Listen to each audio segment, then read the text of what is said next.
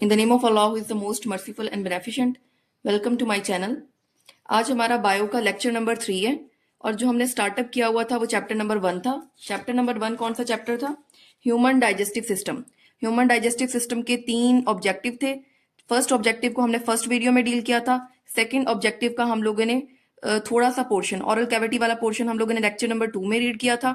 उसके बाद आज हमारा नेक्स्ट पोर्शन है। अगर किसी ने पहली वीडियोस नहीं देखी तो वो पहले जाके बेसिक को अंडरस्टैंड कर ले, जो हमने बेसिक फ्लो शीट देखी थी उसको अंडरस्टैंड कर ले, फिर उसके बाद नेक्स्ट उसको समझने में आसानी होगी। तो आज हमारा जो टॉपिक ऑफ डिस्कशन है वो ह्यूमन डाइजेस्टिव सिस्टम का सेकेंड पोर्शन है। ह्यूमन डाइजेस्टिव सिस्टम स्टार्ट हो रहा था ऑरल कैविटी से। हमने इसको डिटेल से रीड किया था कि एलिमेंट्री कैनाल क्या होती है, ऑरल कैविटी क्या थी। फिर उसके बाद हमने देखा था कि हमारी डाइजेशन जो है वो हमारे माउथ से स्टार्ट हो गई थी। फिर उसके बाद जो नेक्स्ट पोर्शन ऑफ डिस्कशन था हमारा वो फेरेंक्स था। फेरेंक्स को स्टार्ट करने से पहले हम सबसे पहले फ्लो शीट देखते हैं। हम देखते हैं कि हमारा फूड का जो इनटेक हुआ था वो फूड कौन सा पाथवे फॉलो कर रही थी। ये लास्ट फ्लो शीट थी जो लास्ट टाइम जो हमने फ्लो शीट बनाई थी। जब हम फूड का इनटेक करते हैं तो हमारी फूड ऑरल कैविटी के अंदर जाती है। ऑरल कैविटी जिसका दूसरा नाम था माउथ कैविटी। ठीक है, ये हमने डिटेल से लास्ट वीडियो में रीड किया था कि कैसे हमारी ऑरल कैविटी के अंदर प्रोसेसेस होती हैं, मैकेनिकल डाइजेशन कैसे होती है, केमिकल डाइजेशन कैसे होती है, और फूड किस तरीके से उसकी ग्राइंडिंग होती है और वो पीसीज में कन्वर्ट होता है। ठीक है, फिर हमारी फीस जो हमारी फूड के पार्टिकल्स थे वो पुश हो गए थे फेरेंक्स के अंदर। अब हमने डील करना है कि फेरेंक्स बेसिकली क्या चीज है। ठीक है, हम डील करेंगे फेरेंक्स में क्या क्या प्रोसेसेस हो रही हैं और हमारी फूड की डाइजेशन कैसे हो रही है और फेरेंक्स का फंक्शन क्या है। तो यहां से हम स्टार्ट करते हैं। अब देखें, ये हमारा फेरेंक्स है। फेरेंक्स जो है वो ऑरल कैविटी को एसोफेगस के साथ कनेक्ट कर रहा है। फेरेंक्स एक कनेक्शन का काम कर रहा है, ऑरल कैविटी को फेरेंक्स के साथ ज्वाइन कर रहा है। ठीक है, अगर हम फूड के इनटेक में देखें, अगर फूड का इनटेक हो रहा है तो फेरेंक्स जो है वो ऑरल कैविटी को एसोफेगस के साथ कनेक्ट कर रहा है। लेकिन अगर हम एयर की बात करें तो जो हमारा फेरेंक्स है वो कनेक्शन प्रोवाइड कर रहा है नेजल कैविटी का ट्रैकिया के साथ। ट्रैकिया जो कि हमारा विंड पाइप है। फेरेंक्स जो है वो एयर के इनटेक में नेजल कैविटी को ट्रैकिया के साथ ज्वाइन कर रहा था और फूड के इनटेक के अंदर ऑरल कैविटी को एसोफेगस के साथ कनेक्ट कर रहा था। तो अब हम फेरेंक्स को डिटेल से बुक से देखते हैं कि बुक के अंदर इसके बारे में क्या लिखा हुआ है। फर्स्ट ऑफ ऑल पहले हम लाइन को रीड करते हैं ताकि आपको पता चले कि हमारी बुक में क्या लिखा हुआ है। Pharynx is a short tube like part behind the oral cavity. आपकी ऑरल कैविटी से पीछे जो एक ट्यूब लाइक पोर्शन होता है उसको हम लोग फेरेंक्स कहते हैं। ठीक है, it connects oral cavity to oesophagus and also connect nose to windpipe. ये जो कनेक्शन है ये इन्होंने फूड के बारे में बताई हुई है कि जब हम फूड का इनटेक करते हैं तो जो हमारी फेरेंक्स होती है वो हमारी ओरल कैविटी को एसोफेगस के साथ कनेक्ट कर देती है। जैसे कि हम लोग पढ़कर आए हैं, फेरेंक्स हमारी ओरल कैविटी को एसोफेगस के साथ कनेक्ट कर रही है। ठीक है, और नेक्स्ट पॉइंट में बताया हुआ है कि ये आल्सो कनेक्शन प्रोवाइड करती है नोज को विंड पाइप के साथ, जो कि हमने एयर के इनटेक में पढ़ा है कि फेरेंक्स जो है वो हमारी नेजल कैविटी को, मतलब हमारे नोज को हमारे ट्रैकिया के साथ ज्वाइन कर रही है। यहां तक समझ आ गई है?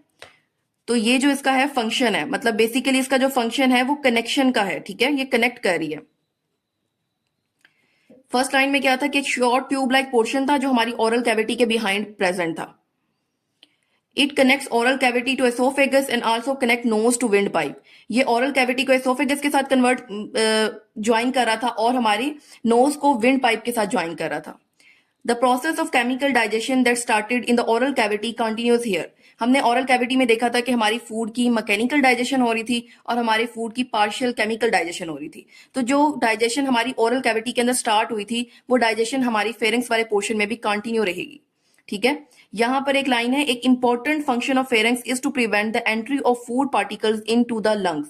जो इंपॉर्टेंट फंक्शन है हमारे फेरेंक्स का वो क्या होता है कि फूड की एंट्री नहीं होने देता वो हमारे लंग्स के अंदर। हमें पता है कि लंग्स के अंदर सिर्फ हमारी एयर जा सकती है, लंग्स के अंदर हमारे फूड के पार्टिकल्स बिल्कुल भी नहीं जा सकते। तो हमने क्या करना है, अब ट्रैक तो वही है। ठीक है, अब हमने अपने लंग्स को बचाना है। ठीक है, लंग्स के अंदर हमने फूड पार्टिकल्स को नहीं जाने देना। तो फेरेंक्स जो है वो हमारे पास एक सेफ्टी का काम करता है, सेफ्टी काम करता है। इसका जो जॉब होती है वो सेफ्टी प्रोवाइड करती है। ये फूड के पार्टिकल्स को हमारे लंग्स के अंदर एंटर नहीं होने देता।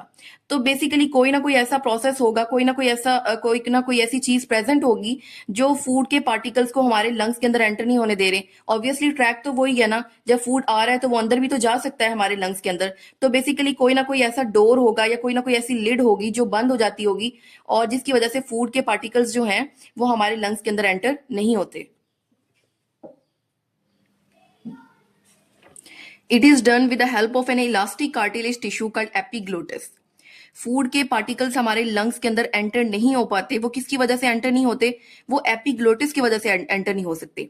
एपिग्लोटिस बेसिकली एक लिड होती है, जैसे ढक्कन होता है ना, ठीक है। ढक्कन, अब हमारे पास एक बर्तन है, उसके ऊपर एक ढक्कन रख दिया जाए तो क्या हो जाता है कि उसकी जो ओपनिंग होती है वो बंद हो जाती है। अब उसके अंदर कोई भी पार्टिकल अंदर नहीं जा सकता।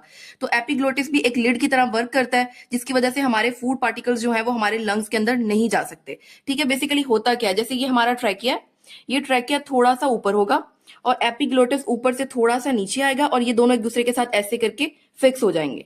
जब ये एक दूसरे के साथ ऐसे फिक्स हो जाएंगे तो ये दरवाजा बिल्कुल बंद हो जाएगा और हमारे फूड पार्टिकल्स ट्रैकिया के अंदर नहीं जा सकेंगे। जब फूड पार्टिकल्स हमारे ट्रैकिया के अंदर नहीं जाएंगे तो फिर ट्रैकिया से आगे वो हमारे लंग्स में भी मूव नहीं करेंगे। ठीक है, यहां तक समझ आ गई?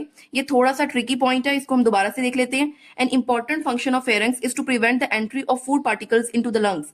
इंपॉर्टेंट फंक्शन फेरेंक्स का क्या था कि ये हमारे फूड पार्टिकल्स को हमारे लंग्स के अंदर एंटर नहीं होने देता। यहां पर आप हेडिंग मार्क कर लें, फंक्शन ऑफ फेरेंक्स।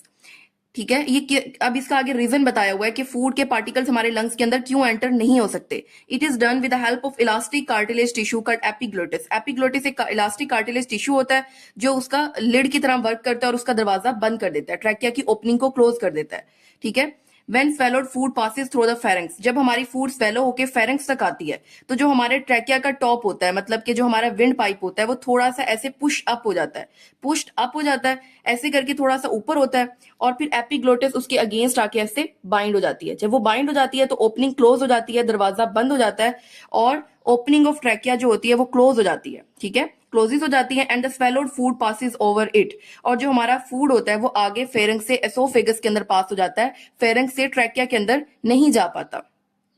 ठीक है, हमने कंप्लीट पैराग्राफ को देखा। इसमें सबसे पहले हमने स्ट्रक्चर देखा कि एक शॉर्ट ट्यूब लाइक स्ट्रक्चर था, ऑरल कैविटी के बिहाइंड पे प्रेजेंट था, कनेक्शन का काम कर रहा था, ऑरल कैविटी को एसोफेगस के साथ ज्वाइन कर रहा था और नोज को हमारे विंड पाइप के साथ ज्वाइन कर रहा था। फिर उसके बाद यहाँ पर उन्होंने बताया कि जो केमिकल और जो मैकेनिकल डाइजेशन हमारी ओरल कैविटी से स्टार्ट हुई थी वो वैसे ही एज इट इव कंटिन्यू हो रही है।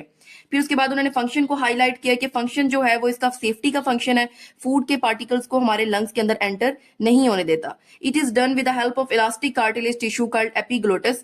तो ठीक है, उन्होंने बताया हुआ है कि ये क्यों नहीं हो पाता, एपिग्लोटिस की वजह से। एपिग्लोटिस एक इंपॉर्टेंट डेफिनेशन है, आपको पता होना चाहिए।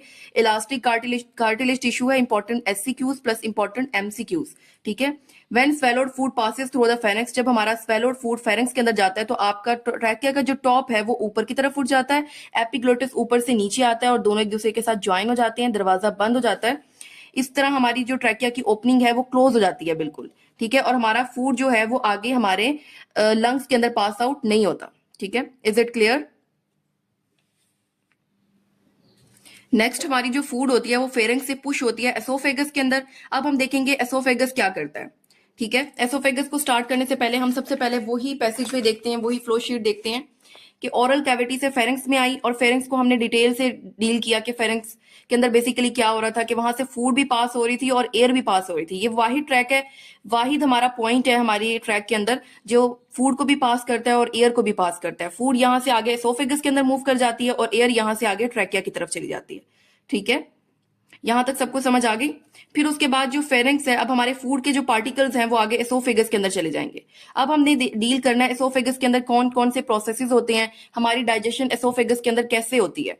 ठीक है, अब देखो एसोफेगस जो है वो हमारी फेरेंक्स को हमारे स्टमक के साथ कनेक्ट कर रहा है। ठीक है, ये भी कनेक्शन का काम कर रहा है। एसोफेगस जो है वो हमारी फेरेंक्स को स्टमक के साथ कनेक्ट कर रहा है। तो अब हम इसको बुक से देखते हैं।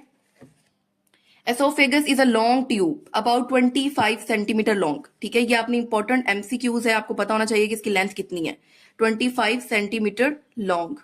आपने एमसीक्यूज को बिल्कुल भी इग्नोर नहीं करना, साथ साथ आपने एमसीक्यूज को हाईलाइट भी करना है, एमसीक्यूज को याद भी करना है और उनकी प्रैक्टिस भी करनी है।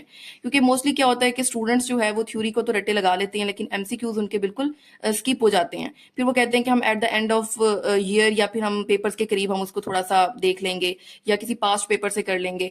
तो ऐसा नहीं होना चाहिए बिल्कुल भी, हमें साथ साथ एमसीक्यूज की प्रैक्टिस करनी है। ठीक है, एमसीक्यूज साथ साथ करने हैं। अगर आप थ्योरी में अच्छे मार्क्स गेन कर भी लेते हैं और एमसीक्यूज आपके मतलब आपका कोई 2-3 एमसीक्यूज भी गलत हो जाते हैं तो आपकी परसेंटेज डाउन हो जाती है। तो हमने एमसीक्यूज को भी उतनी ही इंपॉर्टेंस देनी है जितनी हमने थ्योरी को देनी है। एमसीक्यूज के अंदर तो कोई भी चांस नहीं होता, कोई भी कंप्रोमाइज नहीं होता। थ्योरी में तो सम टाइम ऐसे होता है कि एग्जामिनर के मूड पे भी डिपेंड करता है, हो जाता है कि अगर उसका मतलब मार्क्स के अंदर थोड़ा कंपनसेट हो सकता है, लेकिन एमसीक्यूज के अंदर कोई कंपनसेशन के चांस ही नहीं होता। तो हमने एमसीक्यूज को बहुत ज्यादा इंपॉर्टेंस देनी है। एसोफेगस एक लॉन्ग ट्यूब है, इसकी जो लेंथ है वो 25 सेंटीमीटर है। It connects the pharynx to the stomach. वही बात हो गई कि ये हमारे फेरिंग्स को हमारे स्टमक के साथ कनेक्ट करती है। जब फूड हमारी ओरल कैविटी से फेरिंग्स, ओरल कैविटी से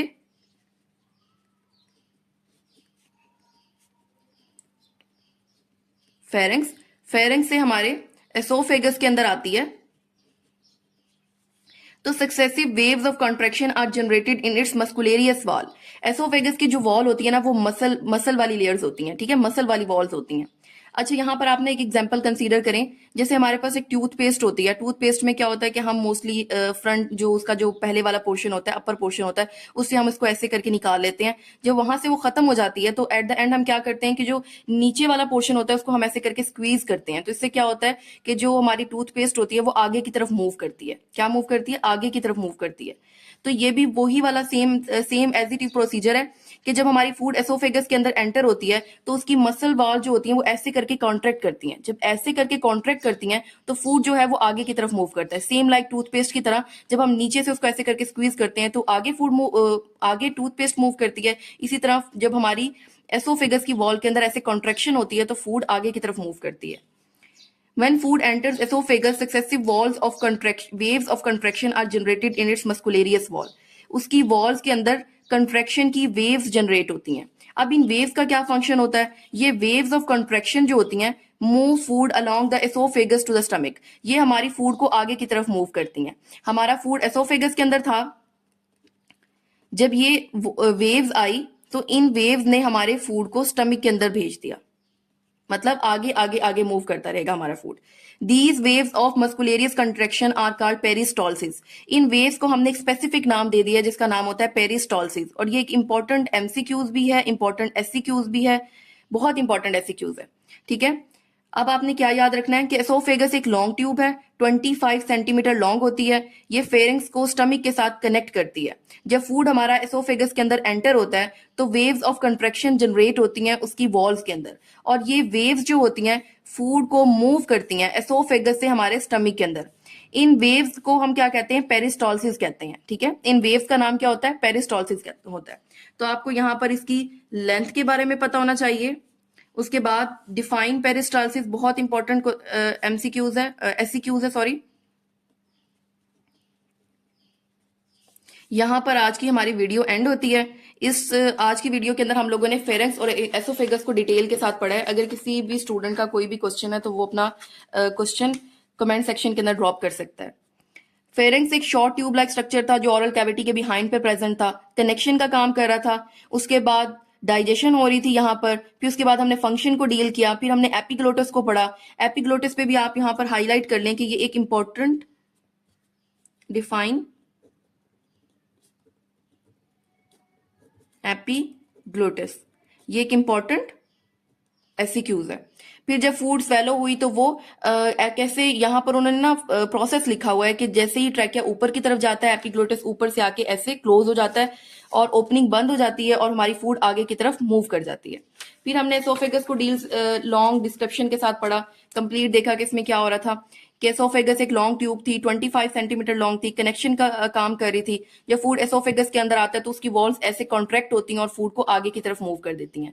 जब फूड आगे की तरफ मूव हो जाती है तो वो आगे हमारे स्टमक के अंदर चली जाती है। अब जो वेव ऑफ मसल कॉन्ट्रैक्शन थी इसे हम लोगों ने पेरिस्टॉल्सिस का नाम दिया था। Thank you so much to all of you.